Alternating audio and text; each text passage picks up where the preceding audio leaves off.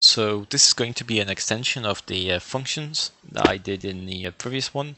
Now there's two types of passing. Well, passing the values. You have the pass by value and you have pass by reference.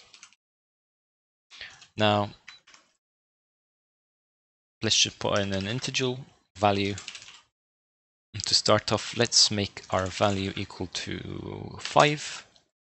And now let's make our functions. So I'll make two functions for this example. First one's going to be a static void, just call them function 1. And then I'll make a function 2. And now, I guess what we're going to do is, let's just do, so what we're going to do is, in here, we're going to take an integer, and it's going to be a value. And here, which is going to be our, I guess, let's just name them first. So this is going to be our pass by value, and this is going to be the pass by reference, like this. So, and for this one, we're just going to put the ref, well, the keyword ref in front, and this will have a value here. Now, here we'll just do value times equal to, and then value. Whereas here we will do value, well, same thing. Now, if we go back to the main, we will now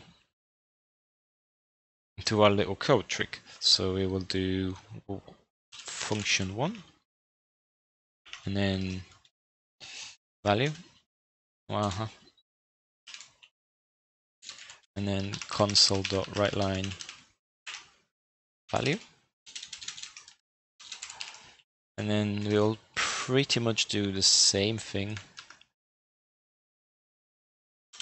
like this, but to function 2. Now, to give a little bit more substance, the very first one is pass by value, which is the default, and then pass by ref.